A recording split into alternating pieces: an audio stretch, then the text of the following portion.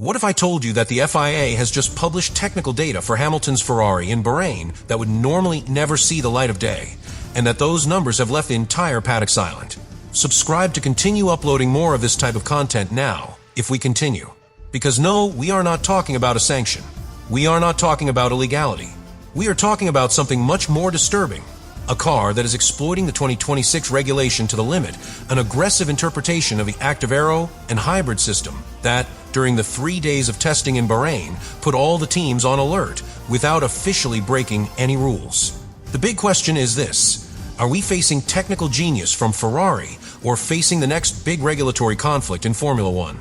To understand what happened in the 3 days of testing in Bahrain, you must first understand the context. The FIA did not declare the SF-26 illegal. There was no formal protest, no disciplinary investigation, and no direct threat of sanction.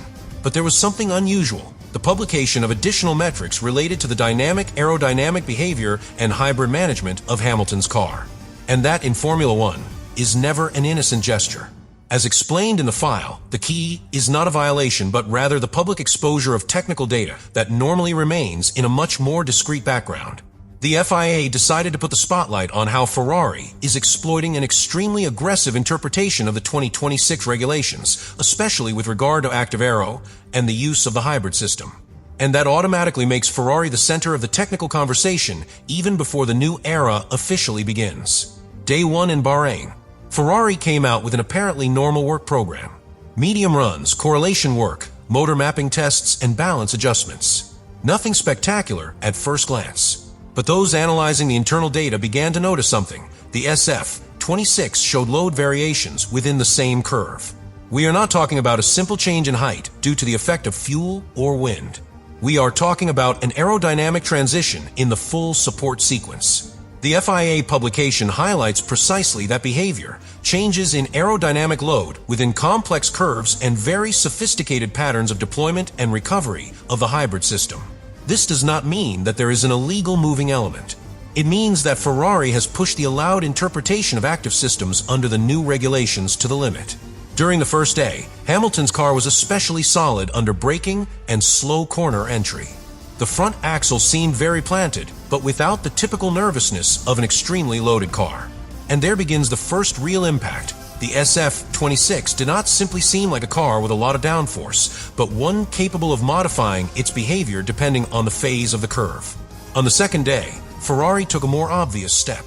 They focused on long runs. And that's where the paddock started to get really restless. The car maintained a constant pace, managed the tires well, and above all, showed extremely clean corner exit when the hybrid map came into play. The integration between active aero and deployment of the MGUK seemed millimetric. The FIA, by publishing metrics related to these hybrid and aerodynamic patterns, made it clear that it is closely observing that area of the regulations. Because what Ferrari is doing is not traditional. It is not a simple evolution. It is a concept that depends on software, electronic control, and dynamic synchronization between pilot and system. That requires a very narrow operating window, but when it works, it offers a huge potential advantage. The third day was confirmation. Ferrari did not look for fast lap headlines, but it did consolidate a consistent race simulation. The SF-26 showed stability in the long stint and a clear ability to modify its behavior depending on the phase of the turn, settled under braking, flexible in medium support, and with great traction at exit. That's no coincidence. It's design. And here is the real heart of Act 1. The FIA did not punish, but it did point. Posting additional technical data is an elegant way to send a message. Ferrari is within the regulations, but it is walking right on the conceptual edge.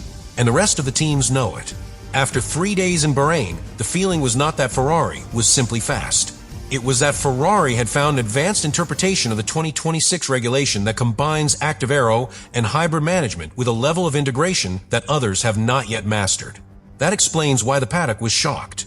After the 3 days in Bahrain, the conversation stopped being "Ferrari is fast" and became "how far can they stretch this" before someone asks for technical clarification.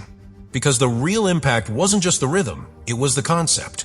The FIA made it clear in its publication that the focus is on two critical areas: downforce variations within corner sequences and the deployment and recovery patterns of a hybrid system under the 2026 regulations. And this is where the second act begins, the potential advantage that this implies and the regulatory risk that it entails.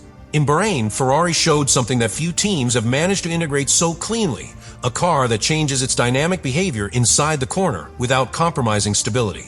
When braking, the SF-26 was very planted. At medium support, it seemed to slightly release the front axle, allowing rotation without excessively degrading the tire. And at the start, when the hybrid map came into play, the traction was forceful but progressive. This combination is not only the result of traditional aerodynamics, it depends on how the car manages electrical energy and how it synchronizes that deployment with the active aerodynamic balance. And therein lies the core of the problem for rivals. If Ferrari has found a way to exploit active aero within the legal margin, combining it with extremely sophisticated hybrid management, then we are not dealing with a simple incremental improvement. We are facing a conceptual leap. As explained in the document, the SF-26 becomes the technical focus of the paddock precisely because of that mix of enormous potential advantage, delicate operating window, and real regulatory risk. Because not everything is positive. That same technical aggressiveness means the car can be extremely sensitive. A narrow operating window means that small variations in temperature, side wind, or configuration can alter performance. Over the 3 days in Bahrain, Ferrari worked carefully to keep the car within that ideal range. We didn't see any lack of control. We did not see serious errors. But we did see that the concept requires absolute precision. And here the political tension appears. When the FIA publishes additional technical data, the rest of the teams start asking questions. Not necessarily formal protests, but technical consultations, private meetings, comparative telemetry analysis. Because if someone is exploiting an aggressive interpretation of the regulation, everyone wants to know if they can copy it, or if they should stop it before it becomes a precedent. Ferrari, for now, has not crossed the line. That is important to repeat. But public exposure of metrics is not common.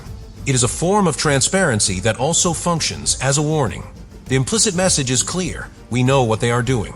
It is within the norm, but we are monitoring it. During the third day in Sakhir, that feeling was consolidated. The SF-26 was not necessarily the most explosive in simulated qualifying, but was one of the most consistent in the long run. And that is even more worrying for rivals, because the speed of a turn can be circumstantial. Consistency over long stints, managing energy and tires, is what wins championships. Ferrari seems to have bet everything on a concept where electronics and software have as much weight as pure mechanics. And that changes the nature of development. It's no longer just about adding downforce.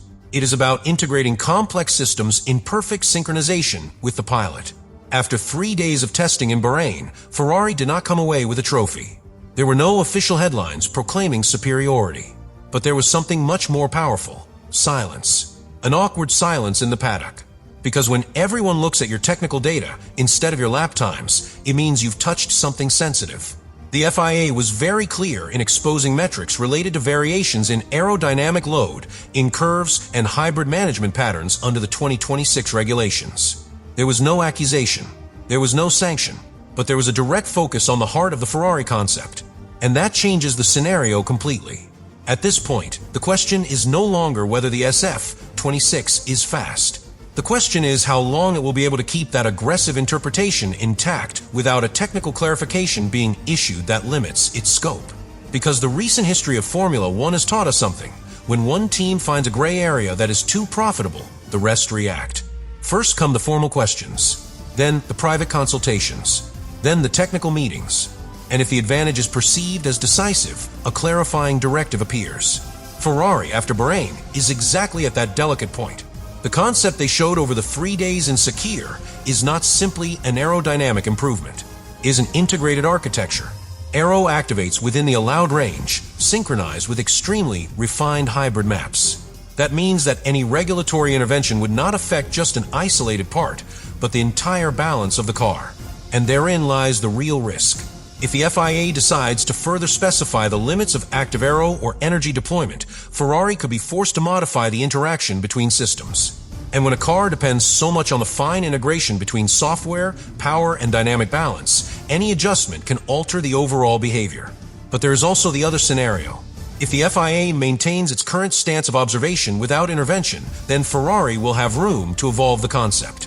And if in Bahrain they already showed long stint stability, good tire conservation, and a notable ability to adapt inside the curve, the development potential could be enormous. In other words, we are facing a fork in the road. Or this is the beginning of a new technical war prior to 2026, where Ferrari leads the way and forces the rest to react. Or we are facing the first chapter of a story that will end with a regulatory clarification that redefines the limits before the advantage is consolidated. What is indisputable is that the 3 days in Bahrain were not normal.